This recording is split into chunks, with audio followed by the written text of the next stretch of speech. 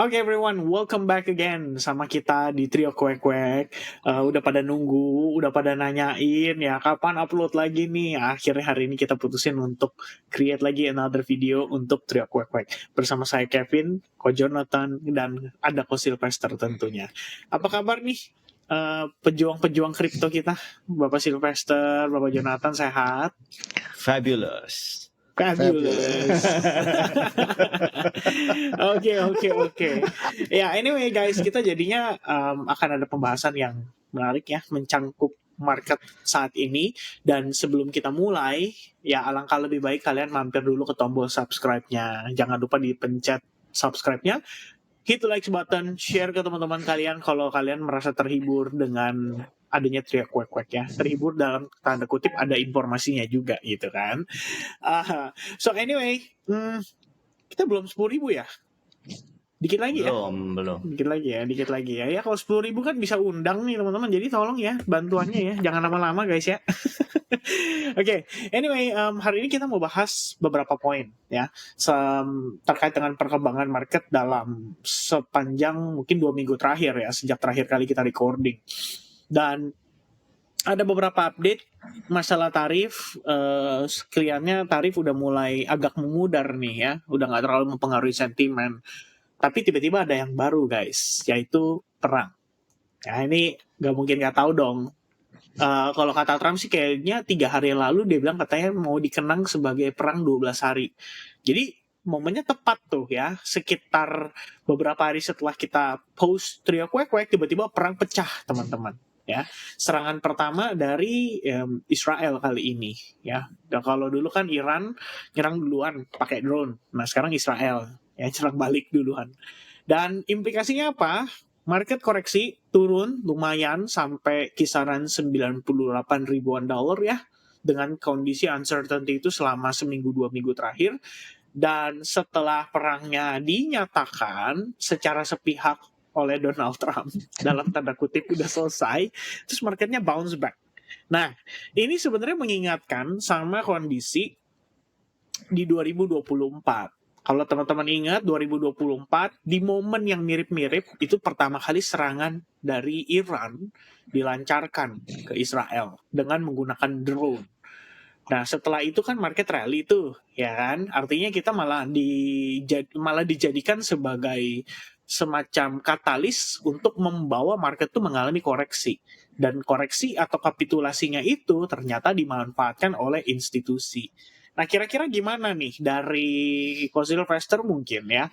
Karena kan dia yang paling suka nih kalau udah ngomongin soal duit-duit institusi itu ya, BlackRock dan kawan-kawan. Jadi kita perlu update juga nih kok. Kira-kira gimana kok? Apakah kondisi yang sama itu terjadi serupa bahkan seperti di periode 2024? Perang kali ini sih jujur sangat amat menarik. Amat menarik. Bener, gue nggak bohong. Sangat amat menarik. Maksudnya kenapa gue bilang sangat amat menarik ya? Karena kita ada pelajaran 2 perang dalam waktu yang lumayan berdekatan, yang dua-duanya beda. Guys. Satu perang Ukraina Rusia, satu perang Israel Iran. Kenapa gue bilang dua-duanya beda? Karena wataknya 2 orang nih, 4 pihak ini benar-benar beda guys. Jadi kalau di perangnya Rusia sama Ukraina, kalau si Zelensky itu orangnya lebih apa adanya, nggak ada sandiwara. Dia nggak suka, dia bilang nggak suka di depan, ya kan? Gue nggak mau damai, di belakangnya juga sama, gue nggak mau damai, ya kan? Gue mau ribut terus, belakangnya juga sama, gue mau ribut terus. Jadi bisa kebaca gitu ya, dari awal tuh bisa kebaca nanti ke depannya kira-kira gimana gitu. Kalau Iran Israel, wah penuh panggung sandiwara men. Jadi Iran tuh di depan tuh ngomongnya udah kayak pokoknya nggak ada titik temu sama sekali. Gue pasti lawan lu mau apapun, titik darah penghabisan. Taunya di belakang ngajak ngomong orang Amerika gitu kan, buka channel komunitas. Jadi susah gitu loh tebaknya. Awal-awal ya gue pikir ini kayaknya begini, ternyata gitu kan. Maksudnya kenapa?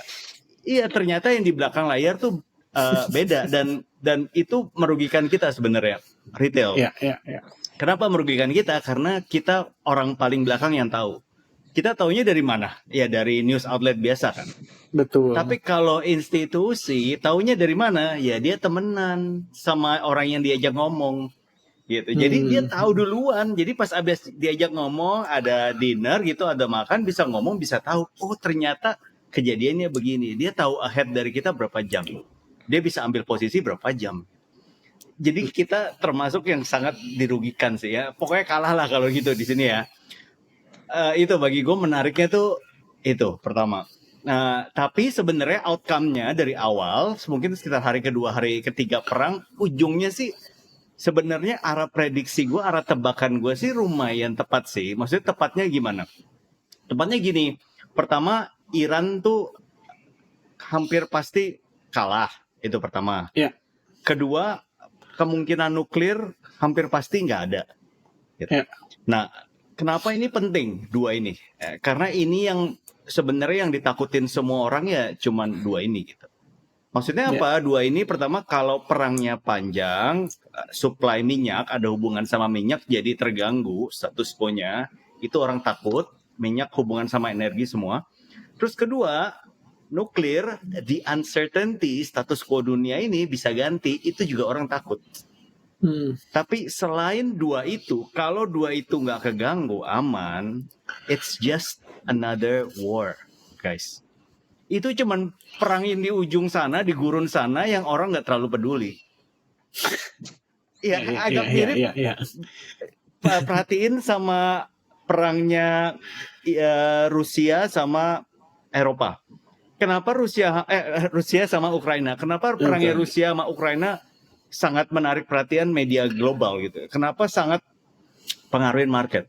Karena dekat sama Eropa, sama orang yang pegang duit dekat. Jadi kalau kemungkinan untuk nyebar ke sana tuh bikin mereka takut, bikin market tuh takut, uncertainty. Itu utamanya. Dan kedua karena mineral dan juga agraria atau agriculture Rusia dan Ukraina yang bisa terganggu. Itu aja. Kalau nggak ada itu, it's just another war. Gitu. Jadi begitu itu semuanya udah beres, orang udah mulai tahu, market udah mulai jalan kan. Nah sama nih kayak yang Iran Israel nih sebenarnya menurutku sejak udah hari keberapa, aku taunya dari mana?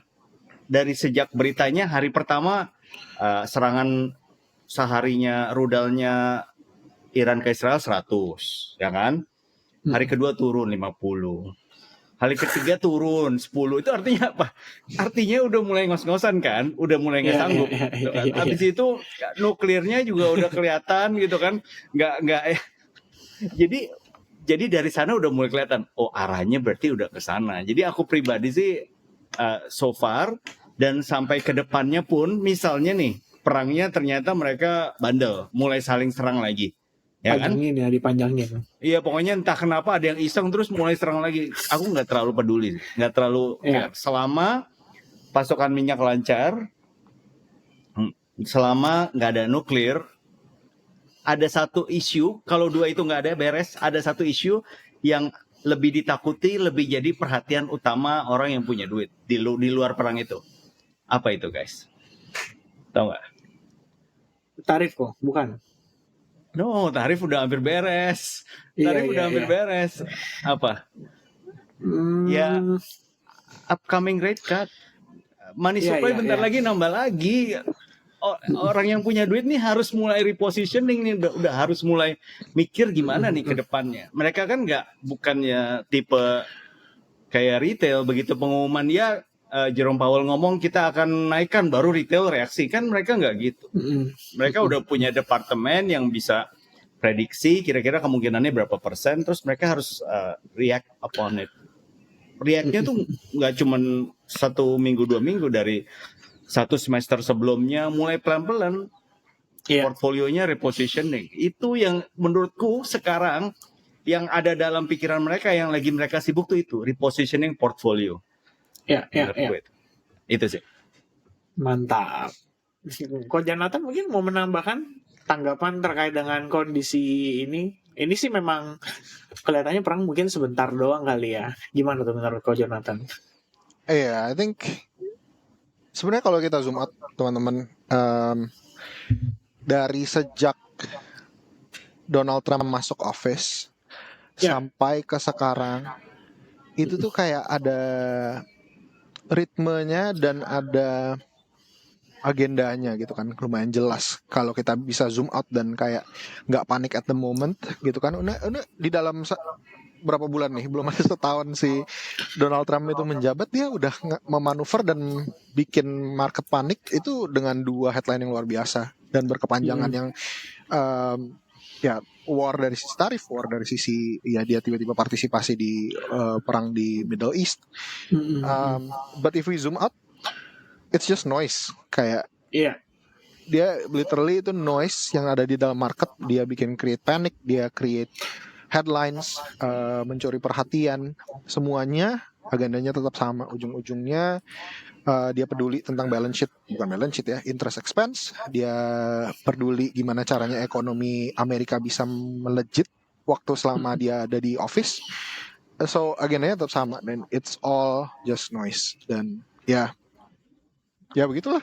I think kalau kita zoom out itu I think it's pretty clear that the direction is actually up. Mereka lagi cari cara untuk inject liquidity dengan cara yang lebih gampang. One Direction ya, band favorit gue. Band favorit gue gitu. It's all just noise, man. It's all just noise. Iya. Oke, mantap. Kalau lu gimana, Vin? Saya baru mau tanya lagi berikutnya langsung ya.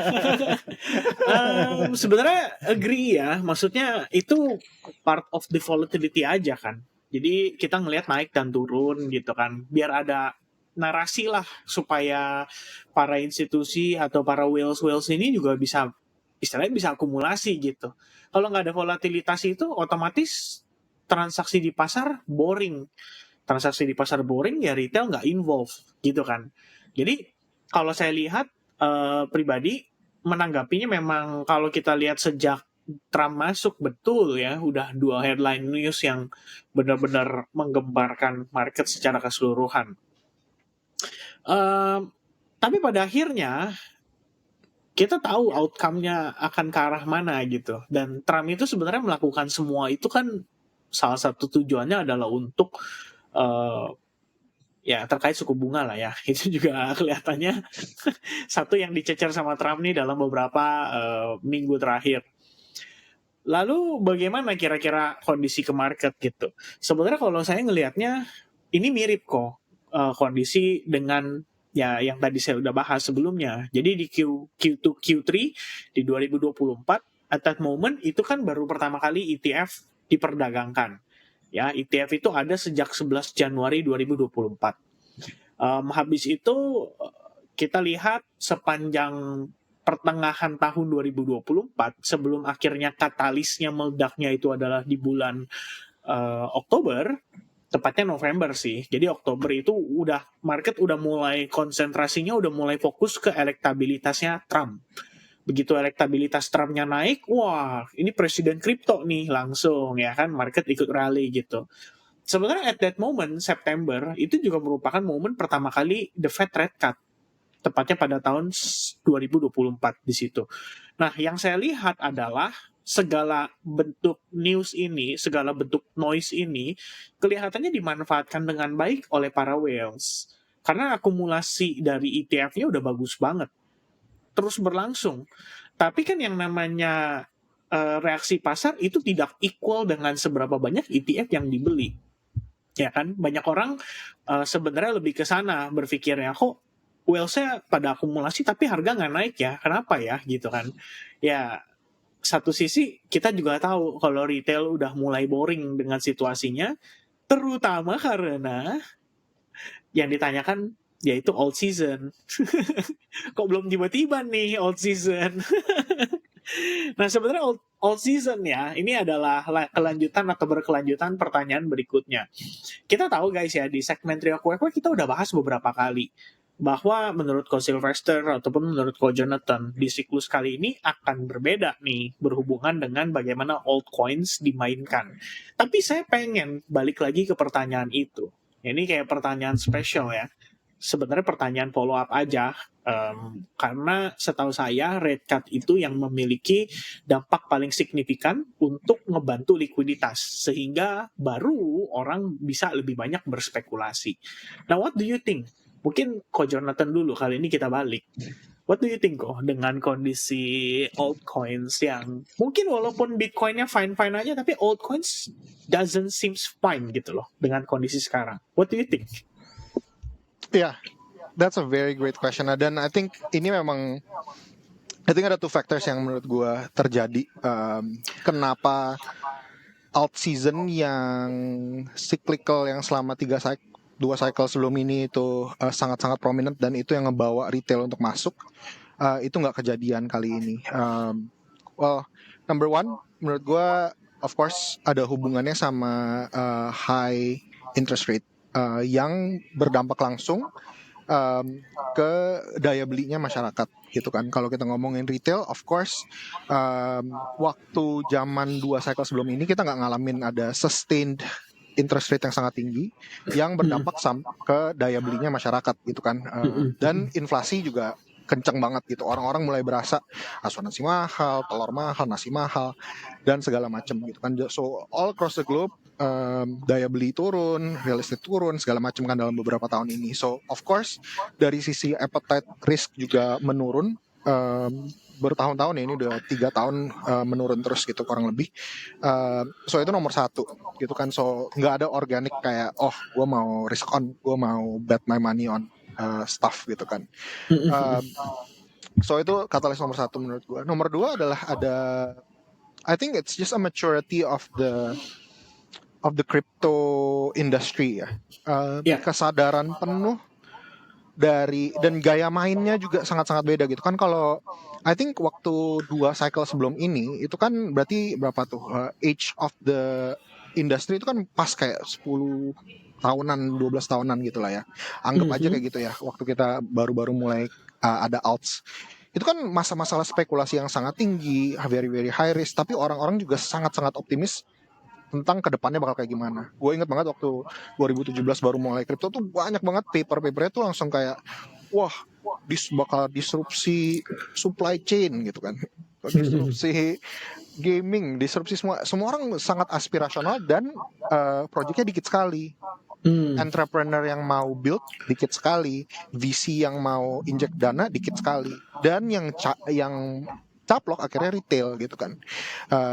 Dan itu jadinya apa ya, kayak .com bubble baru awal-awal gitu kan. Orang-orang masih kayak alfanya masih tinggi banget gitu kan, dan choice-nya masih dikit, dan juga at some point begitu dia udah ngegulir gitu kan, waktu orang-orang tuh udah mulai FOMO, itu dia naiknya eksponensial sekali karena market cap-nya juga kecil gitu kan. Marketnya sangat-sangat inefficient, dulu kalau mau send antar blockchain, send antar exchange itu lama ya, gede banget gitu kan. Terus abis itu iya, satu exchange ke exchange lain itu bisa harganya bisa jomplang banget. So banyak apa ya, ya itu masa-masa awal gitu kan. As it matures, semakin efisien, semakin banyak juga VC yang masukin duit, makin banyak, market cap juga masih makin gede-gede. Terus apalagi kehajar pas cycle ini, low float FDV itu menjadi sebuah fenomena yang luar biasa. Ya, I think itu yang membuat orang akhir-akhirnya kayak, buat apa gue invest di ini semua?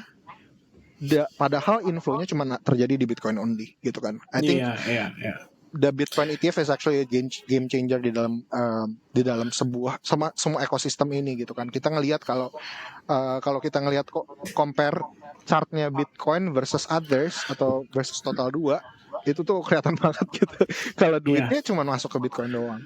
Dan realisasi itu Bitcoin yang exponentially makin mature dan institution benar-benar adopt itu, versus retail nggak ada juice-nya sama sekali, cuman jadi kayak dumpnya, apa sih, buangannya cara VC dan project owners untuk bisa dapetin liquidity doang gitu kan.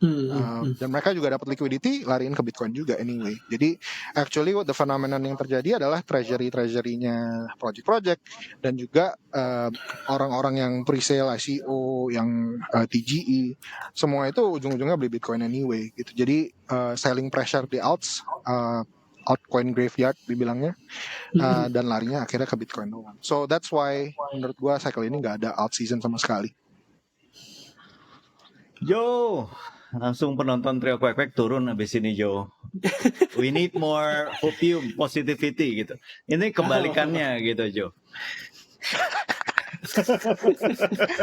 Opini.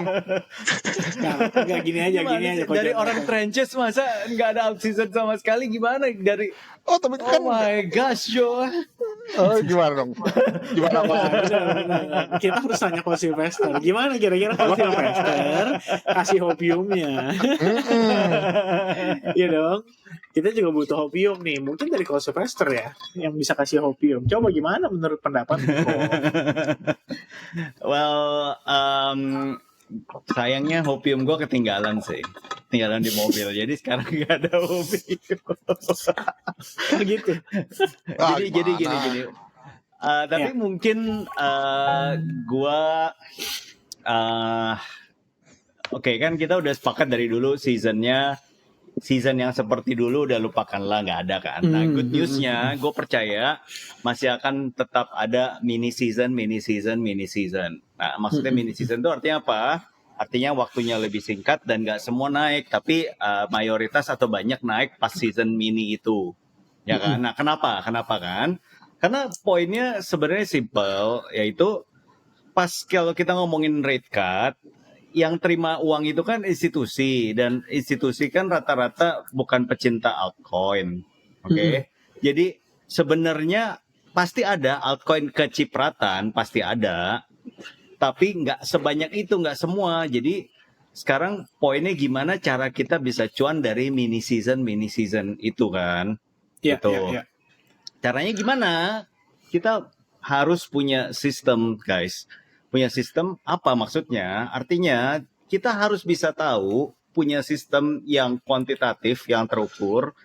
Dari 2 juta koin atau dari 1 juta koin yang ada di Coin Market Cap, CoinGecko, kita harus bisa tahu, harus punya sistem gimana caranya pas mereka naik atau pas udah yang tiba-tiba yang performing itu naik, kita bisa udah tahu cepat, tanpa perlu filter yang banyak, tanpa perlu lihat satu-satu, tanpa harus buang waktu untuk go around satu demi satu. Karena kenapa? Yang kita tahu sekarang tantangannya jumlah poinnya banyak, itu tantangan ya. Artinya kalau kita pakai gaya dulu, gaya cek manual satu-satu, ya lihat ini nih, habis itu lihat ini, gimana men 1 juta koin? Lu gimana di watchlist lu aja TradingView error men. Lu nggak bisa TradingView watchlist semua koin itu nggak bisa. Gitu. Poinnya jangan punya sistem yang bisa automate things, jadi kita bisa ahead pas lagi mini season. Itu cara menangnya ke depannya menurut gua gitu. Kenapa? Karena pertama balik lagi seasonnya, time frame-nya, window-nya untuk cuan akan makin singkat. Jadi kalau kita makin bisa cepat ambil tanpa kurangin waktu-waktu filter itu, kita bisa cepat react, cepat masuk. Kalaupun keluarnya misalnya salah gitu ya, signal kita salah, turunnya tuh belum jauh karena kita masuknya di awal. Ya. Jadi peluang upside-nya masih tinggi. Itu sih. That's me. Sistemnya gimana? Well, setiap kalian harus punya sistem sendiri sih. Mantap. Keren. Waduh, benar keren. Itu hopiumnya tuh. Ketinggalan di mobil sih, tapi ya ini setidaknya mini hopium. Oke. So mini season ya, mungkin masih ada. Itu teruntuk altcoins. Gimana kalau Ethereum? Ethereum kan ceritanya dalam beberapa waktu terakhir kan lagi dapat inflow nih, sampai pernah sempat dibikin naratifnya ya kalau, institusi udah tarik dari Bitcoin nih ya kan, mulai pindah ke Ethereum ya kan, karena ETF-nya di Bitcoin-nya outflow, tapi somehow ada beberapa hari ETF Ethereum-nya inflow. Nah terakhir sih saya ngecek guys, waktu saya lihat angkanya sih sebenarnya nggak terlalu signifikan. Akan tetapi kita perlu dong kira-kira berdasarkan pengamatan Ko Sylvester atau Ko Jonathan nih, ngelihat angka inflow itu apakah ini artinya seandainya ini saya coba sambungin ceritanya ya, kan tadi kalau Sylvester bilang institusi kan nanti tetap akan kecipratan duit nih dari hasil rate cut gitulah ya, atau dari likuiditas yang dialirkan gitu.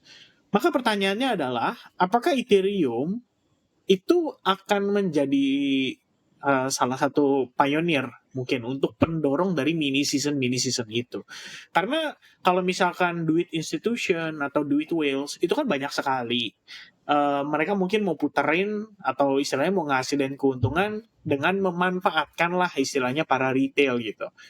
Yang artinya sebenarnya itu mungkin bisa jadi faktor pendorong mini season tersebut. But the question adalah, how about Ethereum? Can Ethereum reach new all-time high? Karena kata orang, ada orang bilang kripto nggak buruan kalau Ethereum nggak all-time high baru gitu. Gimana tuh? Langsung aja kali ya. Kalau sekarang tadi Jonathan dulu. Pasti kecipratan, yakin gue. Ya, maksudnya kenapa? Tesisnya kenapa dibanding gue bilang pasti, oke?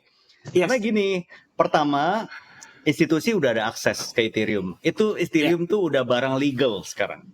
Oke. Nah, terus kedua, ini kayak ini ya. Kayak wheat di Thailand ya kok. Udah barang legal. Wheat di Thailand. Udah barang legal. Ya kan no longer kayak old coins gitu. Ya kan. Oke, lanjut. Ya. Jadi pertama kan ini barang resmi. Kedua, kalau dari flow-nya sudah jelas yang terima rate cut ini akan institusi. Yang paling pertama institusi. Nah, kalau institusi begitu terima rate cut, yang mereka lakukan apa? Begitu terima dana gitu, yang mereka lakukan apa? Mereka pasti mulai pilih. Mulai lihat dulu optionnya ada apa. Oke, total option gua ada 500 aset di seluruh dunia. Ya. Ada emas, silver, oil, corn, wheat, semua gue jajarin kan. Udah ada analisanya nih semuanya nih. Jadi gue mau masukin kemana? Oh, gue nggak mungkin masukin all in satu kan. Itu bukan gaya retail institusi. Gue pasti sebar diversifikasi yang sesuai mandat portfolio gue. Mandat investasi gue. Mandat gue apa sih gitu? Risky atau enggak gitu. Gue pasti sebar. Nah, salah satunya yang sektor yang beresiko yang sangat menarik atau yang menarik apa? Yaitu the digital platform of contracts. Ethereum kan sekarang narasinya itu semua yang kontrak atau semua perjanjian resmi atau yang penting atau yang di TradFi yang sangat bermakna itu akan pindah ke digital. Pindahnya kemana? Ke blockchain. Blockchainnya mana? Ethereum. Itu yang dijual oleh BlackRock tuh. Kalau Ethereum tuh itu sekarang.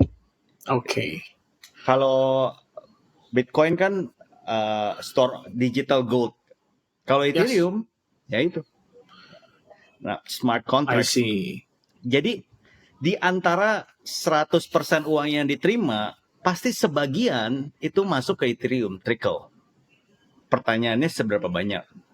Dan gue yakin kemarin nih inflow yang banyak masuk kemarin itu dari mana? Ya dari itu, salah satu alokasi itu. Nah, pertanyaannya kok belum rate cut udah alokasi? Ya kan? Aneh kan? Kok dapat duitnya dari mana? Karena sebenarnya ini udah semi belanja nih sekarang. Momennya sekarang semi belanja. Kenapa? Karena dari dua elemen yang bikin belanja, satu udah terpenuhi. Yang terpenuhi apa? M2 supply. Ya. Rate cut-nya belum, M2-nya udah. Nah, apa bedanya rate cut sama M2 supply? Jadi gini. Kalau M2 supply itu jumlah uang yang beredar di pasaran. Jumlah uangnya makin banyak sekarang beredar. Kalau rate cut, itu bunganya berapa itu uang? Biaya pinjamannya berapa? Jadi kalau misalnya contoh, ada uang beredar 1 triliun rupiah. Tapi bunganya 50%. Ya uangnya nggak ada yang mau minjem. Ya kan? Ya, betul. Uangnya ya di sana terus. Nggak ada yang mau minjem mahal. Tapi uangnya udah banyak nih, udah nambah terus. Nah jadi sekarang uangnya udah nambah banyak. Tinggal rate-nya dipotong, biaya minjemnya jadi murah, tambah nyebar lagi. Nah, pertanyaannya kenapa uangnya tambah banyak? Karena perbankan swasta Amerika udah mulai pede minjemin uang. Uangnya mostly nambah banyaknya dari sana. Jadi selama ini orang pengen pinjem uang, aduh, yang bagian appraisalnya masih sombong gitu kan, masih ngeri gitu kan. Bagian kemarin masih quantitative tightening kan masih ngeri. Aduh, jangan dulu deh, nanti dulu gitu. Dipersulit Nggak apa sanggup semua bayar kan. ya. Iya. Sekarang udah lebih gampang nih keluarnya nih. Jadi uang udah mulai keluar, M2 udah mulai naik. Gitu kan. Ya. Itu. Jadi kemarin gue pikir-pikir gitu, karena itu bagi gue misteri besar kenapa Ethereum naik tuh, dari mana itu duitnya tuh, inflow-nya. Ya kan? Dan sampai dan tesis gue sejauh ini ya itu alokasi dari uang-uang M2 yang naik, sebagian kecil masuknya ke sana. Itu jadi ya safe bet mereka kalau misalnya smart contracts ini jalan ya. Tapi perlu diingat menurut gue, bagi institusi ini tetap barang resiko. Artinya mereka nggak mungkin taruh banyak. Ya udah, ya daripada gue kena FOMO nanti nggak masuk, gue masukin dikit lah. Itu yang kejadian sekarang alokasi portfolionya. Beda sama Bitcoin. Bitcoin tuh udah lebih pede masuknya. Itu sih. Ya. Setuju, benar. Soalnya biar gimana pun ETF-nya tetap 1/10-nya Bitcoin ya kok. Maksudnya seinflow-inflownya tetap masih 1/10 dari ETF totalnya Bitcoin nih yang masuk. Ya sejauh ini sih kalau aku lihat angkanya. Karena Bitcoin itu around 45, 46, mungkin sekarang udah 47.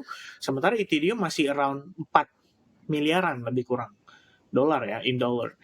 Kok Jonathan gimana? Berapa persen kok? Kalau Ethereum Ethereum all time high baru. 100%. Wish. Oke guys. Gue Kalau gitu support. sampai di sini ya. Gue pencet tombol long dulu nih sebelah kanan bentar 100%. Ini feeling lo kan, Jo? Joe's feeling tuh nggak pernah salah loh, never wrong gitu. Aduh, jangan, Bentar guys. nih, gue pengen. Gue takut nih kalau ngomong kayak gini. Susah kalau diminta pertanggungjawaban ya. Iya, nanti pada rata kanan. Oh gue udah rata kanan, Jo. Jadi udah telat, the ship has sailed gitu. Udah nggak bisa itu. Gue udah rata kanan barusan, Jo. Iya, Right. gue kasih tunjuk chart yang luar biasa indah. Ya. Tapi berarti agree ya lebih kurang dengan yang disampaikan ko Sylvester tadi ya. Iya, guys. Ini kan BTC ya. Yes. Nanti mungkin Kevin yang berdati-nya, but nothing bullish about this side ya. Ini berarti dari kapan nih? Dari 2022 udah nggak pernah indah ya, udah nggak pernah indah. Kita bisa agree kalau ini parabolic to the downside, ya. But what we can see is actually maybe secara risk reward yang kok Sylvester ngomong tadi, mungkin institusi ini udah pada bilang gua ada opsi dua aset kripto, satu Bitcoin, satu Ethereum. Satu Bitcoin lagi hot banget memang, tapi dan Ethereum lagi nggak hot sama sekali gitu kan. Tapi I have these two things yang gue bisa beli, yang legal, yang ETF institutions bisa beli. It's available to me. Ini nomor 2 in the crypto market. Dan it's probably not going anywhere gitu kan. Standar TVM masih sangat-sangat dipakai. Dari institusi RWA semua pakai chainnya Ethereum anyway. So I think it's justified kalau kita bisa bilang kalau there's actually risk to reward ratio-nya ya lumayan. Ya kita bisa bilang mungkin udah bottom for this cycle ya. If you can see this supply zone kan udah kencang banget gitu, udah mau tier punya support di sebelah sini. So orang pasti ngelihat ini dan ngelihat ada upside-nya, dan gue actually tadi ngomongin kenapa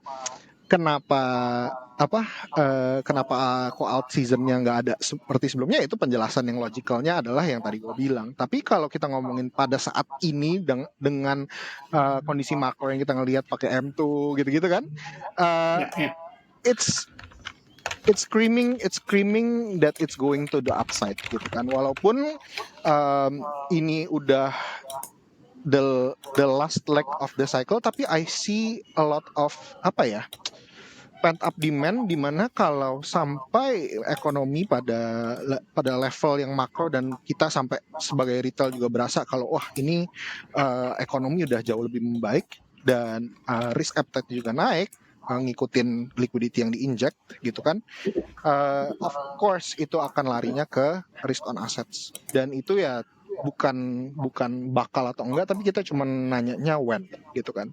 So Yes.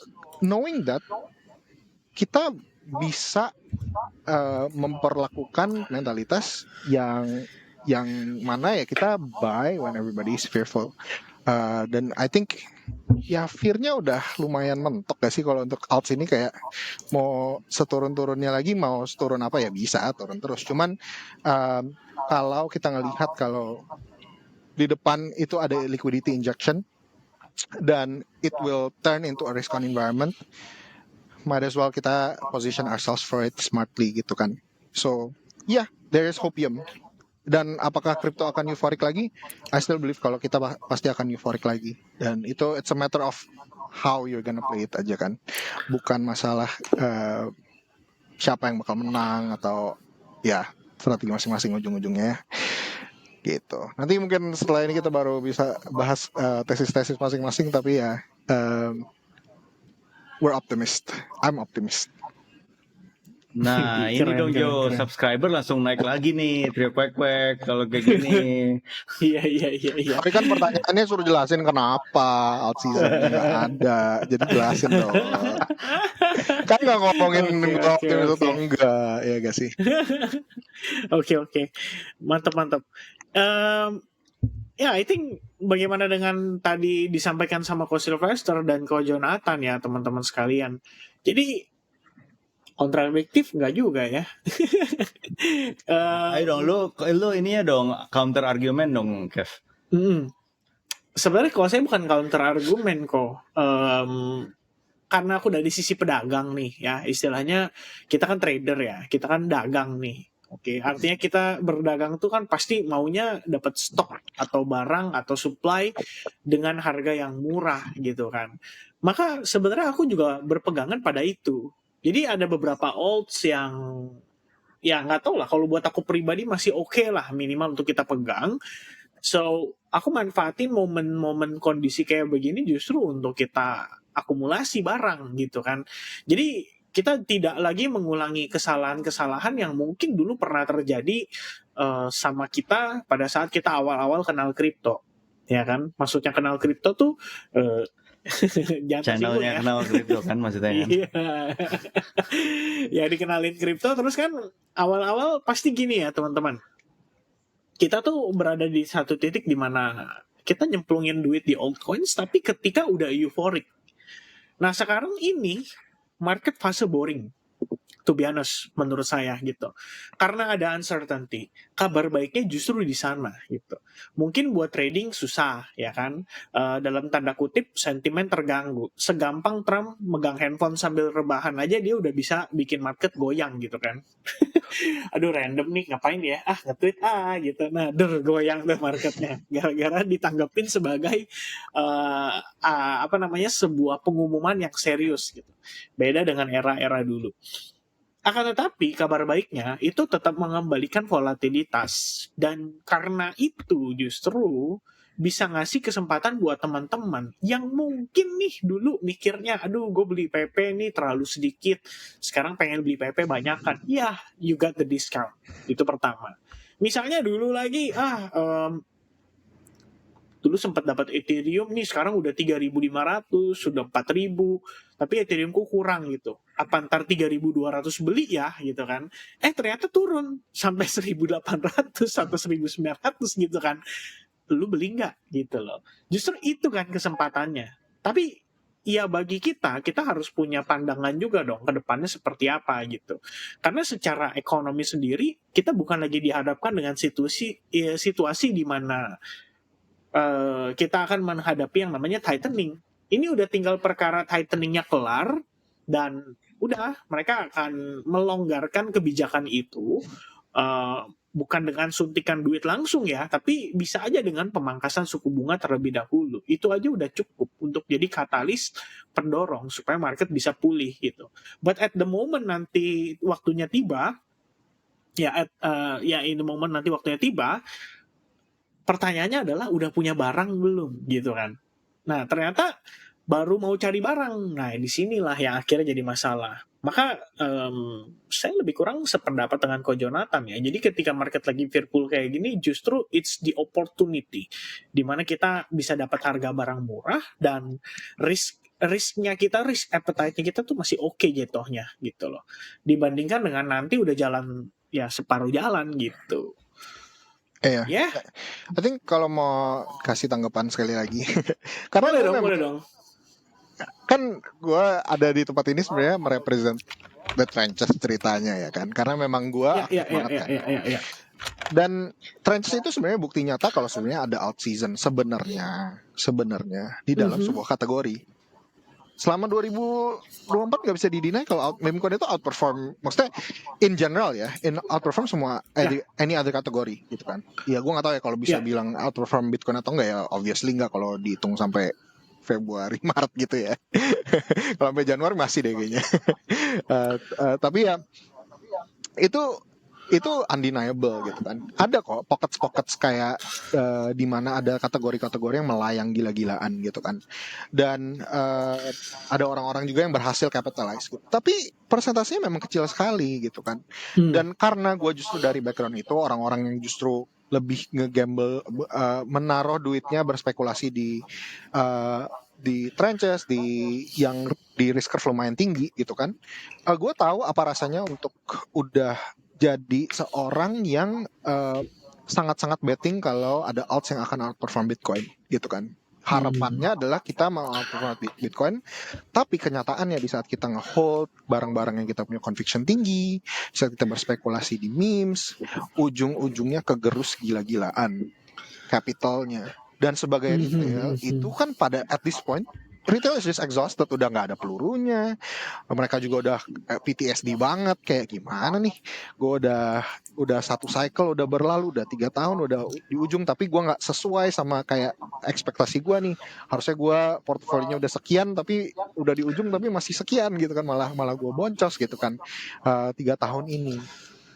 Because the cycle is different gitu kan, yang outperform Bitcoin itu hampir nggak ada bisa dibilang gitu kan. Kita ngelihat kalau dari sisi Bitcoin dominance ya nggak ada gitu, kecuali lu benar-benar jago banget masuk keluarnya gitu kan, lu capitalize waktu render, lu berhasil speculate sebelum dia hype, terus pas dia hype lu exit, habis itu lu rotate ke C, habis itu lu rotate ke SUI, lu habis itu rotate lagi ke mana gitu kan, baru lu bisa outperform Bitcoin, dan lu harus bisa TP setiap kali di atas. I bet itu jarang banget ada yang ada. Mereka pasti convictionnya tinggi. Oh ini aku masih lama nih gitu kan.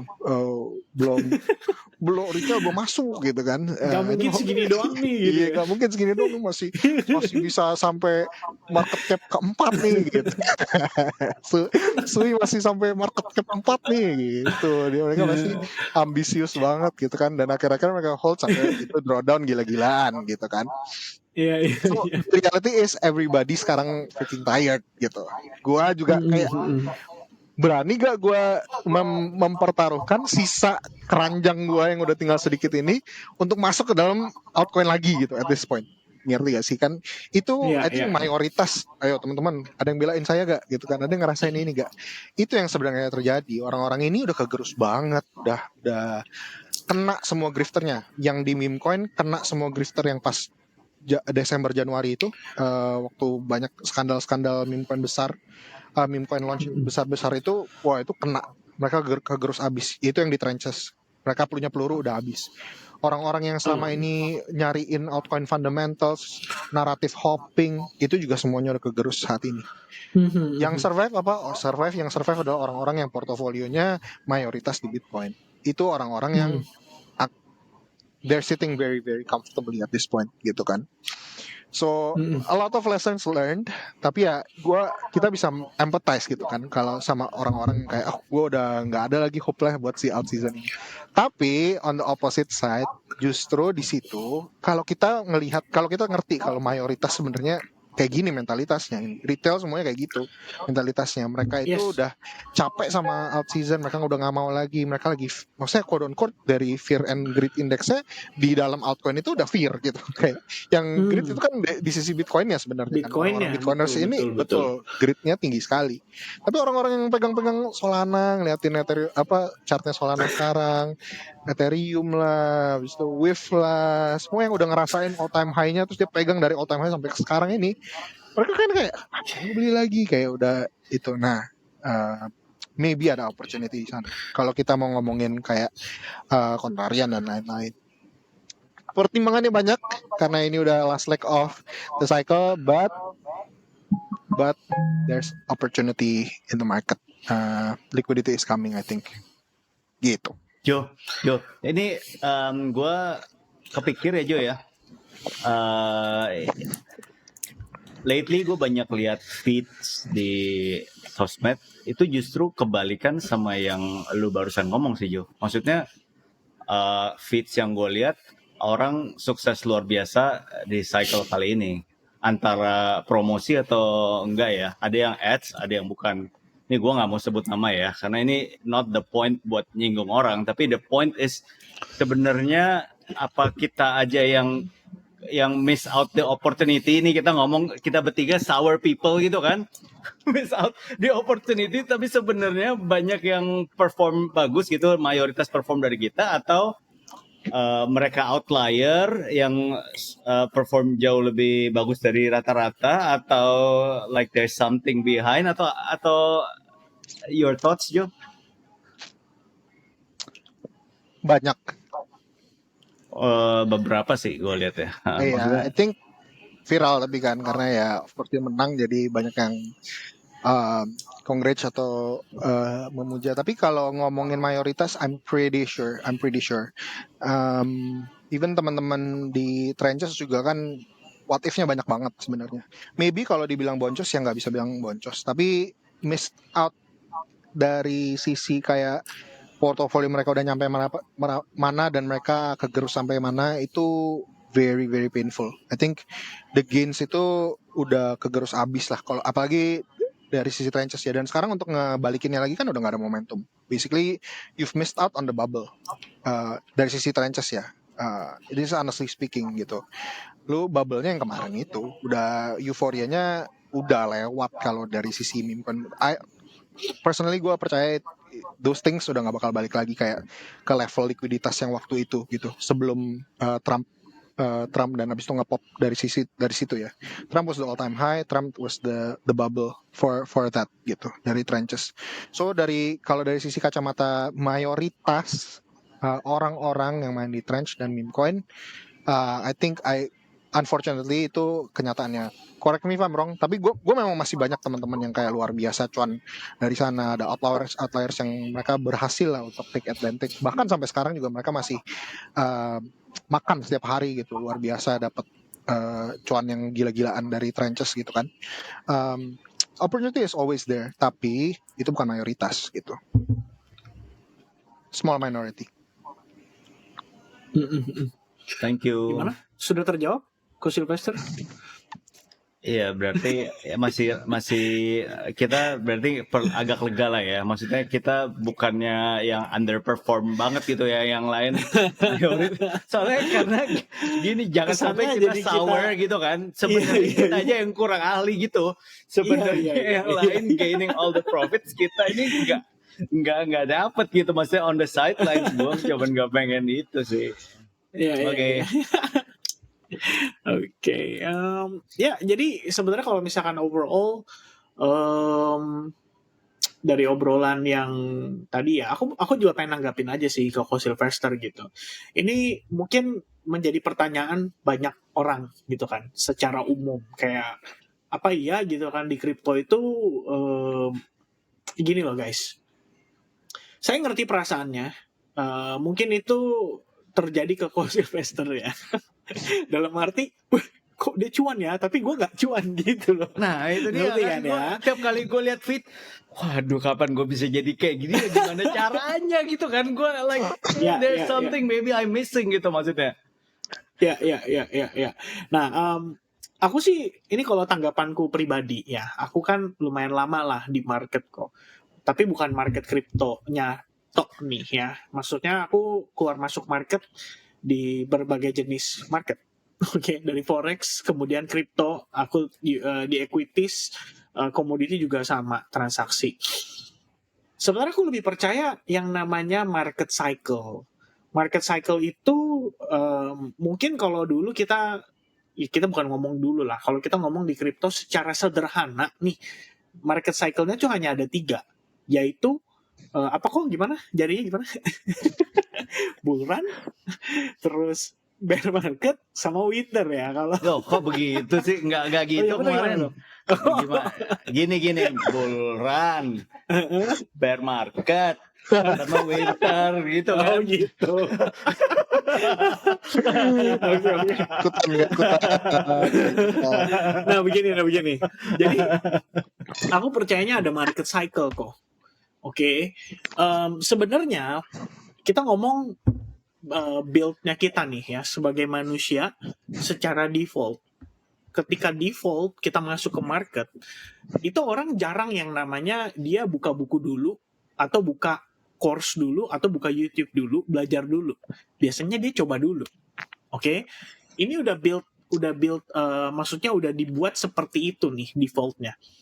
Nah, ketika kita masuk, kita punya pengalaman, ya kan? Belajar sana sini, oh ternyata ada ya cycle begini ada dan lain sebagainya gitu.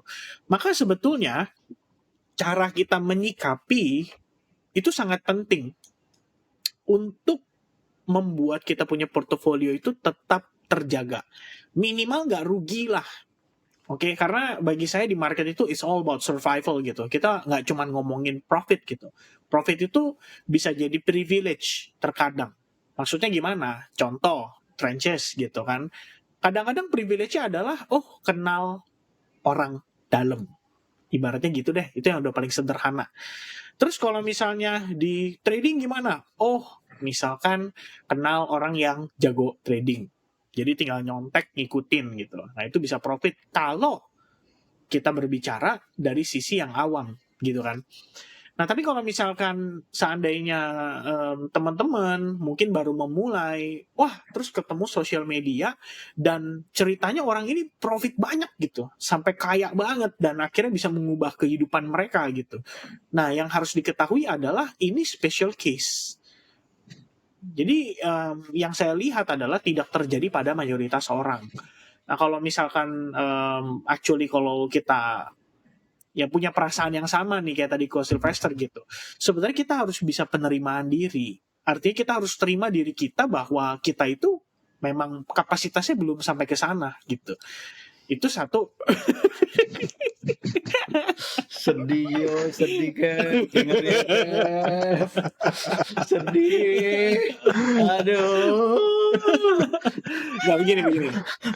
Dalam tanda kutip penerimaan diri, kita itu mungkin saat ini di level dimana kita mampu membaca situasi.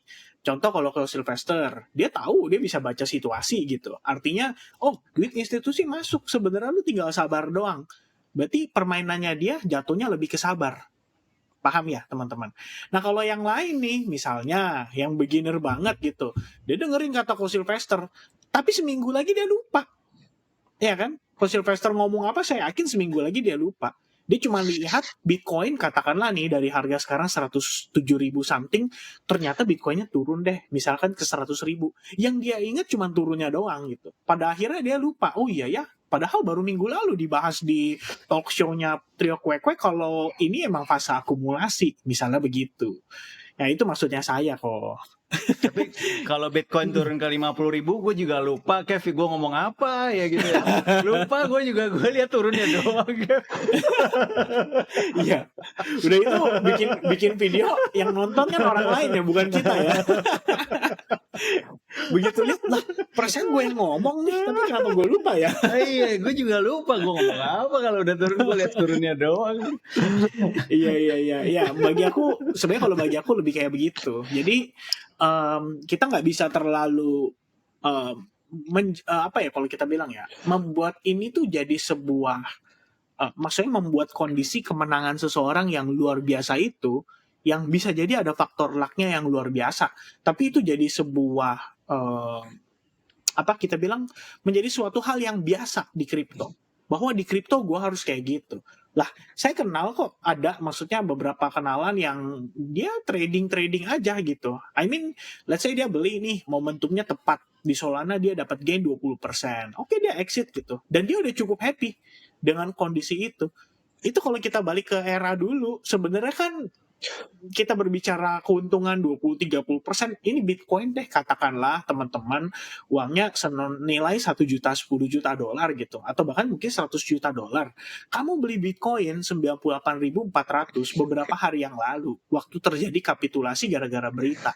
Tiba-tiba hari ini 107.000, itu udah naik lebih dari 5%. Masa lu gak happy gitu ibaratnya? Ya kan? Kenapa gak happy? Iya, soalnya gue lihat di sosial media ada yang ngeflip 100x gitu. Jadi kalau nggak 100x gue nggak happy gitu. 5% mah nggak happy lah. Aduh, artinya sih. Ya, aku cuma maksudnya ngelihat ini dari sisi kalau Wales institusi mungkin mereka akan melihatnya seperti itu.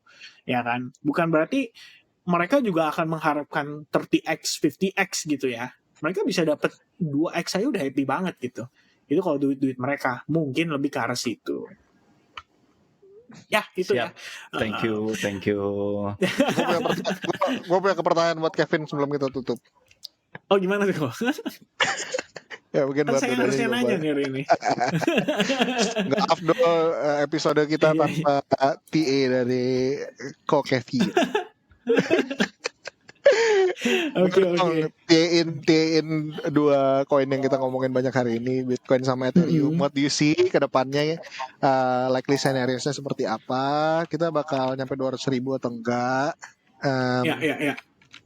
Terus dan I guess one thing yang gue mau nanya sama kalian, menurut kalian kungfunya Donald Trump udah selesai atau dia lu ngelihat ada kemungkinan market dibikin panik lagi ke depan sama sesuatu yang kita nggak tahu? Oke. Nggak usah Trump lah ya, sama sesuatu aja gitu. Ada gak anything yang menurut kalian likely terjadi, atau kayak udah waktu timingnya udah mepet dan jurus-jurusnya keluar semua, harusnya sekarang udah waktunya banjirin liquidity gitu? Oke. Cool Sylvester dulu kali, gimana kok? Nggak pernah ada selesai untuk Trump, sampai hari terakhir juga seru terus, man. Iya sih, benar. So there's never an ending gitu tuh Trump. Karena itu ya dirinya ya begitu. Ya just embrace aja sih. Ya. Oke, kalau terkait itu sebenarnya aku cukup jawab dengan masalah tenggat waktu berakhirnya 90 hari tarif pause yang diumumkan pada tanggal 9 April. Jatuh temponya tuh sebenarnya 9 Juli.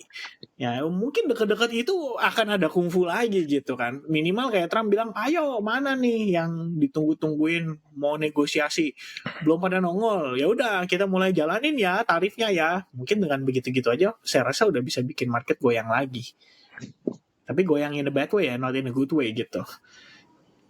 Oke. Ya, gimana kok?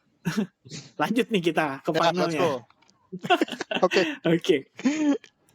Ya, ini bisa kelihatan ya chartnya ya teman-teman ya. Jadi sebenarnya untuk ini mungkin saya akan pakai satu kolom chart yang berbeda aja deh. Sebentar. Oke, kita buka chartnya Bitcoin ya. Jadi sebenarnya kalau Bitcoin itu berdasarkan TA ya. Ini untuk Bitcoin. Saya punya satu concern aja sih, kalau misalkan kembali ke siklus yang tadi ya, sebenarnya udah kebaca nih dalam beberapa pekan terakhir. Saya meyakini kalau pergerakan market itu akan dibawa cenderung relatif terkonsolidasi. Ini mirip dengan situasi di summer holiday-nya pada era 2024. Kita juga ngelihat kondisinya serupa sama. Nah, yang perlu teman-teman hati-hati, ini kan mungkin kita ngelihat, wah ini posisinya lagi membentuk sebuah bull flag gitu kan, atau misalnya membentuk sebuah falling wedge gitu. Nah, pada era 2024 juga sama. Ketika awal mula pertama kali terjadi, kita udah merasa cukup happy gitu ya. Kenapa? Karena market satu rally impulsif, boom. ya kan? Wah, ini dia nih efek ETF yang ditunggu-tunggu selama ini. Habis itu kan masuk ke fase koreksinya gitu. Mungkin terkesannya ngebentuk pola kayak begini, pola yang relatif bullish at that time, tepatnya pada bulan Mei. Nah, kemudian narasinya sell on May and go away. Loh, ternyata nggak begitu, ya kan? Ternyata sell on May and go away tanggapannya berbeda di market. Market itu malah relatif bullish. Wah, happy dong. Orang mikir mungkin pada saat itu, wah ini dia nih akan rally nih ke atas dan ya we're gonna see new all time high gitu as soon as possible. Rupanya nggak begitu. Kita dibawa konsolidasi dan akhirnya dari pola yang tadinya mungkin kelihatannya sangat-sangat bullish berubah menjadi tidak begitu bullish gitu kan. Terkesannya malah jadi konsolidasi berkepanjangan gitu. Nah, sebenarnya kalau misalkan tadi ditanya ya dari segi TA itu juga align kok dengan yang namanya fundamental, which is kalau kita bawa ke sini, ini adalah saat Japanese carry trade. Triggernya itu adalah unemployment rate naik 0,2% di hari Jumat. Jadi hari Jumat nih ke follow up sampai ke hari Senin dikarenakan berbarengan dengan momen-momen market panik. Market pikir Jepang akan naikin suku bunga secara agresif dan mendorong untuk para pelaku pasar yang tadinya pinjem duit dari ibaratnya Jepang itu harus balikin gitu. Jadi mereka harus menyelesaikan dia punya dia punya hutang lah ya terhadap si BOJ. Nah, fun fact-nya, kalau tadi kita berbicara sekilas tentang rate cut, pada bulan September itu, atau bahkan sebelumnya, tepatnya pada bulan Agustus ya, itu akhirnya Jerome Powell ya said, the time has come. Ini keywords-nya nih. Dan itu dia katakan atau dia sampaikan tepatnya pada tanggal 23 Agustus 2024. Ya, di sini tertulisnya 24 Agustus 2024 karena ngikutin GMT plus 7. Ya, Jerome Powell bilang tuh, in policy shift says time has come to cut rates. And that's it. Menjadi bottom of the movement dari Bitcoin pada periode 2024. Ya, at least nggak lama setelah itulah. Kita masih ngeliat ada satu kali lagi turun, but that's the final gitu. September, Fed akhirnya rate cut, and then that's the beginning of the run gitu kan. Setelah kita ngelewatin fase boring berbulan-bulan gitu. Nah, sebenarnya kalau misalnya kita lihat saat ini, gimana nih ya, kapannya nih yang jadi pertanyaan gitu. Yang saya tahu pertemuan Fed berikutnya udah 34 hari lagi dari sekarang. Dan itu berarti di bulan Juli, dan secara probability itu masih relatif gak terlalu tinggi untuk dia melakukan rate cut at that time. Tapi Septembernya itu lumayan tinggi. Nah, biasanya kita dapat sentimen itu bisa dibilang positif. At least kalau Jerome Powell pada saat press conference, dia kepleset deh. Ya minimal dia ngomong lagi nih, yang kedua kalinya gitu ya. The time has come. That's it ya. Mungkin kita akan melihat market akan bottoming at that moment gitu. Jadi secara pergerakan market, walaupun secara TA-nya terkesan kita sangat-sangat bullish, saya pikir kita masih bisa ngelanjutin bahkan sampai kuartal ketiga selesai gitu loh. Yang artinya mungkin mentok-mentok di bulan September ya, kita benar-benar mentok di situ. Baru kita masuk ke Oktober deh ya, ibaratnya Oktober baru kita melihat ada rally yang begitu signifikan gitu kan. Karena kalau misalnya sekarang banget, saya pikir walaupun dia terkonsolidasi kayak gini, ini akan jadi ladang banget nih buat ETF diakumulasi secara bertahap. Mereka juga nggak mau orang terlalu over euphoric. Dan kita tahu retail itu tendensinya ke triggernya lebih kepada harga dibandingkan dengan ya kondisi yang sebenarnya terjadi dari sisi fundamentalnya. Jadi kalau fundamentalnya kayak kata Coach Professor tadi, ya the Fed rate cut baru ya orang oke, saatnya belanja gitu. Kalau akumulasi dari para whales kan enggak. Tapi mereka ngelihat nih, oh ya nih, sebenarnya kan September dia akan rate cut anyway, so duit bakal ngalir. Tapi kita manfaatin aja kali ya kondisi ini mungkin untuk dibawa lebih ke arah konsolidasi gitu. Jadi saya sih ngelihatnya gak akan dalam waktu dekat kita ngelihat dia breakout impulsively. Kalaupun dia breakout dalam waktu dekat, mungkin end up-nya bisa kayak begini gitu, yang tadi saya tunjukin. Wah, dia breakout nih, ternyata kempes lagi gitu kan. Tetap bisa terjadi seperti itu. Sama kok terjadi di sini, ya. At that moment, wah breakout nih, ternyata kempes, ya. Terus orang biasa kalau trendline begini dong, dia geser ke atas, oh ini breakout lagi nih, ternyata kempes lagi gitu, untuk kesekian kalinya. Akhirnya disitulah baru ada kondisi yang fearful terjadi pada Bitcoin. Nah, fun fact-nya adalah ya fearful itu yang justru biasanya dicari. Jadi kita butuh kapitulasi untuk ngebersihin atau ngurangin beban supaya rally-nya bisa lebih gampang. Ini kalau di Bitcoin. At least yang saya lihat lebih kurang seperti itu. Kita bisa aja bergerak ranging di sini dalam periode yang mungkin agak lebih panjang. Gitu. Cukup mungkin untuk Bitcoin? Mantap ya. Ethereum-nya mungkin next time kali ya. Oke. Ada 1 jam. Iya. Iya. Gimana kok Sylvester? Kurang bullish ya kayaknya nih. Enough for me. Oke. Cukup. Masih ada waktu berarti kan buat ngumpul-ngumpulin kan gitu kan, serok-serok gitu masih ada waktu. Bener. Ya aku lihat sih kayak gitu. Karena di era kuartal 2 dan 3 2024 itu juga kayak gitu kok. Environment-nya sama. Jadi kita ngelihat, inflow gila nih, tapi marketnya nggak gerak gitu. Oh ternyata diakumulasi dan mungkin nunggu katalis. Katalisnya apa ya? Kita banyak-banyak doa aja. Bulan Juli Jerome Powell kepleset gitu kan. Menurut gue kayaknya bulan depan September udah oke deh gitu. Udah langsung happy deh market mungkin at that moment. Bukannya Jerome Powell minggu depan mau dipecat sama Trump? Ya kayaknya dia udah gerah ya. Ya, oke, teman-teman sekalian.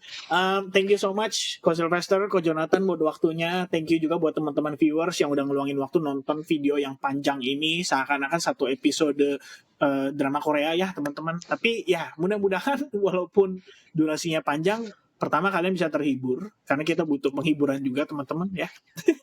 Tapi lebih penting dari itu adalah dapetin insight-insight yang positif dari teman-teman supaya bisa jadi bahan riset atau bahan analisa kalian juga. Oke, so guys, thank you very much for your time and thank you juga buat teman-teman yang sudah hadir dalam podcast ya talk show ini. Jangan lupa hit subscribe, pencet tombol like-nya dan kita akan sudahi atau kita akhiri talk show kali ini dan jumpa lagi di talk show berikutnya. Oke, so God bless everybody. Bye-bye guys. Bye.